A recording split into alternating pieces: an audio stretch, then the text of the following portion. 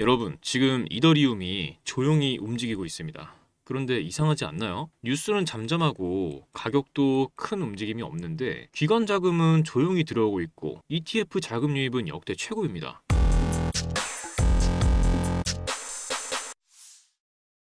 안녕하세요. 신조 있는 코인 투자 김신조입니다. 자, 이더리움 도대체 어떤 일이 일어나고 있는 걸까요? 그리고 이더리움의 움직임에 따른 투자 전략은 어떻게 짜야 할까요? 저는 지금 수면 아래에서 벌어지는 이 침묵 속의 변동성을 굉장히 중요하게 보고 있습니다. 겉으로 보이는 가격보다도 안에서 움직이는 자금 흐름과 구조적인 변화가 훨씬 더 결정적인 신호를 주고 있기 때문이죠. 지금 이더리움에선 기관 자금의 유입이 계속 이어지고 있습니다. 코인베이스 프리미엄 지표를 보시면 이더리움에 강한 수요가 집중되고 있는 걸 알 수 있는데요. 특히 코인베이스는 기관 중심 거래소이기 때문에 이 수치는 단순한 프리미엄이 아니에요. 미국 기관들이 이더리움에 베팅 중이라는 시그널입니다. 자, 다음은 선물 시장을 한번 볼까요? 선물 시장의 미결제 약정이 약 700만 이더리움으로 사상 최고치를 찍었습니다. 이렇게 미결제 약정이 급등했다는 의미는 뭐냐면 아직까지 종료되지 않은 포지션이 급등한다라는 의미이기 때문에 선물 시장에서 이더리움에 대한 관심이 급증하고 있다는 것을 나타내는 거죠. 이는 단순히 투기적인 수요가 아니라 중기적 강세 베팅이 실제 자금으로 움직이고 있다는 뜻이에요. 즉 이더리움을 단순한 매매 대상이 아니라 자산 배분의 핵심 축으로 보고 있는 기관이 늘고 있다는 이야기죠. 그리고 핵심 선물 ETF 자금의 유입인데 이더리움 ETF가 5억 2,800만 달러 하나로 약 7,174억 원이 순유입되면서 최대치를 기록했습니다. 여기서 중요한 건 이 유입의 타이밍이거든요. 뉴스가 나오기 전, 가격이 급등하기 전 기관들은 먼저 자리를 잡고 있다는 겁니다.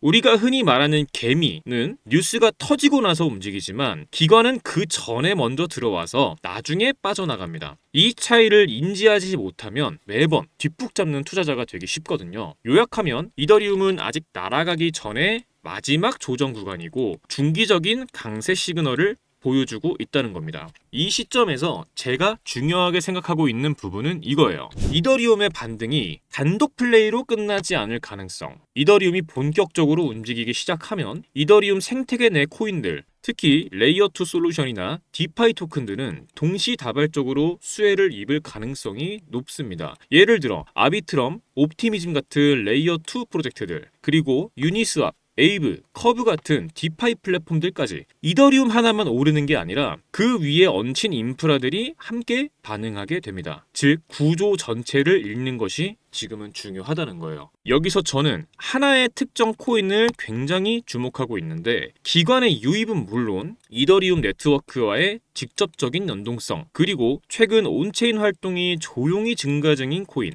이 코인은 이더리움이 움직이면 가장 먼저 따라붙는 구조를 갖고 있기 때문에 지금 이더리움의 흐름을 주목한다면 이 코인도 반드시 함께 체크해 보셔야 됩니다. 우리는 지금 법정 통화, 블록체인, 결제 인프라, 자산 시장이 하나로 연결되는 거대한 전환점 위에 서 있습니다. 이 흐름은 단순히 코인 가격이 오르냐 마느냐의 문제가 아니거든요. 기존 금융 질서 자체가 재구성되고 있는 흐름, 그 안에서 우리는 투기꾼이 아닌 투자자로서 기술, 인프라, 구조적인 연결성을 볼 수 있어야 합니다. 지금 이 순간에도 겉으로는 조용하지만 내부적으로는 급속도로 성장 중인 영역이 있어요. 바로 이더리움 생태계의 구조적 확장이거든요. 이더리움은 이제 단순한 코인이 아닙니다. 기반 인프라이자 프로토콜 레이어, 그 위에 수많은 디앱, 디파이, 레이어2 네트워크, 브릿지, 스테이킹 시스템들이 얹혀 있어요. 이더리움이 반등하게 되면 단순히 이더리움의 가격만 오르는 것이 아니라 그 생태계 전체, 그 안에서 함께 움직이는 필수 구성 요소들도 자연스럽게 반응하게 된다는 거예요. 제가 주목하고 있는 이 코인은 바로 이더리움 생태계와 기술적으로 붙어있는 구조를 갖고 있습니다. 이 코인은 단순히 ERC20 기반이라는 수준이 아니고요. 이더리움의 메인넷에서 트랜잭션이 발생할 때마다 기술적으로 호출되는 역할을 가지고 있거든요. 예를 들어 가스비를 절감하거나 데이터를 압축해서 더 빨리 처리하거나 또는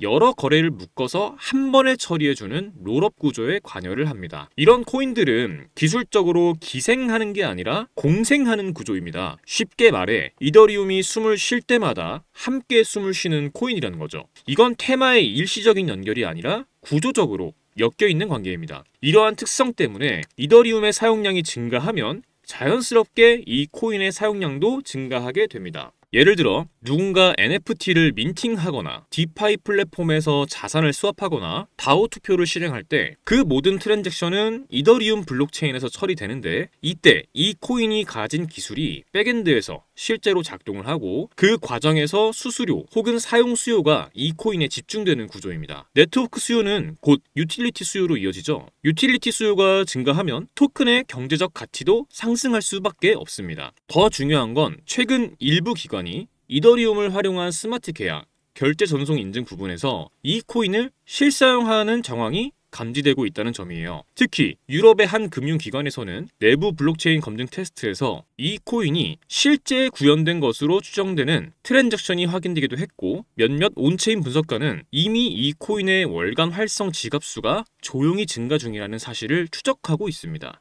즉, 이건 단순한 기대감이 아니에요. 이 코인은 이더리움이 성장하면 같이 움직이는 정도가 아니라 함께 성장할 수밖에 없는 구조라는 겁니다. 왜냐하면 이더리움의 기능을 보완하거나 확장하는 역할이기 때문이죠. 즉, 이더리움의 가격이 오르면 사람들이 더 많이 사용하고 그럴수록 이 코인의 필요성도 커지고 수요도 같이 올라가게 되는 거죠. 이게 왜 중요하냐면 이더리움의 트랜잭션 수는 2024년 후반부터 급증하고 있어요. 이러한 흐름은 결국 이더리움의 사용량 폭증으로 이어지는데, 이때 이더리움 생태계에서 실질적인 부담을 덜어주고 거래 효율을 끌어올리는 역할을 하는 코인이 있다면 그 코인은 이더리움이 성장할수록 더 필수적인 존재가 될 수밖에 없는 거죠. 즉, 테마의 연동이 아니라 함께 움직여야만 하는 관계라는 겁니다. 지금은 조용해요. 하지만 저는 이 조용함을 기회로 보고 있습니다. 차트가 반등하고 뉴스가 쏟아진 다음 누구나 말하죠.